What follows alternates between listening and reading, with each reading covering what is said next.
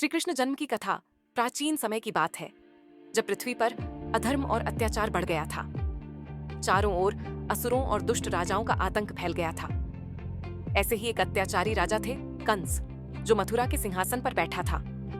कंस अपनी प्रजा पर बहुत अत्याचार करता था और उसका राज्य अन्याय से भरा हुआ था। एक दिन कंस की बहन देवकी का विवाह वासुदेव के साथ धूमधाम से हुआ।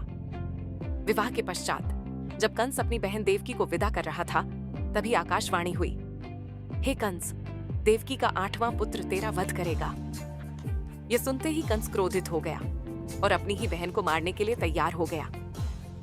परंतु वासुदेव ने कंस से विनती की कि वह देवकी को न मारे और वादा किया कि वे अपने हर नवजात शिशु को कंस को सौंप देंगे। कंस ने इस शर्त पर देवकी और वासुदेव को जीवन दान दिया, परंतु उन्हें कारागार में बंद कर दिया। इसके बाद जब भी देवकी ने एक पुत्र को जन्म दिया, कंस ने उसे मार डाला। इस प्रकार देवकी के 7 पुत्रों की हत्या कर दी गई।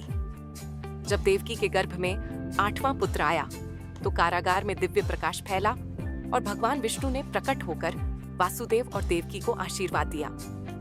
उन्होंने कहा कि वे स्वयं इस गर्भ से जन्म लेंगे और अधर्म का नाश करेंगे। उन्होंने वासुदेव से कहा कि जब उनका जन्म होगा, तब वे इस बालक को गोकुल में नंद बाबा और यशोदा के पास ले जाएं। जिस रात श्री कृष्ण का जन्म हुआ, वह आधी रात थी और चारों ओर अंधकार फैला हुआ था। अचानक जेल की सारी बेड़ियां टूट गईं। पहरेदार गहरी नींद में सो गए और जेल के दरवाजे स्वयं खुल गए। वासुदेव ने नवजात श्री कृष्ण को एक टोकरी में रखा और यमुना नदी के पार गोकुल जाने के लिए चल पड़े। रास्ते में यमुना नदी का जल उफान पर था, पर जैसे ही वासुदेव श्री कृष्ण को लेकर नदी में उतरे, जल ने स्वयं रास्ता बना दिया।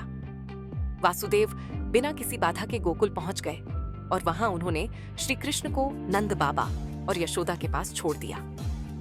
यशोदा ने श्री कृष्ण को अपने पुत्र के रूप में स्वीकार किया। वासुदेव ने यशोदा की पुत्री को लेकर मथुरा लौट आए और उसे देवकी के पास रख दिया। जब कंस को देवकी के 8वें बच्चे के जन्म की सूचना मिली, तो वह तुरंत कारागार में पहुंचा। लेकिन जब उसने नवजात शिशु को मारने का प्रयास किया, तो वह बालिका आकाश में उड़ गई और देवी दुर्गा के रूप में प्रकट होकर कहा, हे कंस, तुझे मारने वाला तो पहले ही जन्म ले चुका है और वह सुरक्षित है। यह सुनकर कंस भयभीत हो गया। इस प्रकार भगवान श्री कृष्ण ने गोकुल में बाल लीलाओं का आनंद लिया। वे माखन चुराते, ग्वाल बालों के साथ खेलते और राक्षसों का संहार करते हुए बड़े हुए। अंततः उन्होंने मथुरा लौटकर कंस का वध किया और अपने माता पिता को मुक्त कराया। श्री कृष्ण का जन्मोत्सव, जिसे जन्माष्टमी के रूप में मनाया जाता है, हमें यह याद दिलाता है कि जब जब संसार में अधर्म बढ़ता है, तब तब धर्म की स्थापना के लिए भगवान स्वयं अवतरित होते हैं। उनका जीवन हमें धर्म, प्रेम और सत्य के मार्ग पर चलने की प्रेरणा देता है।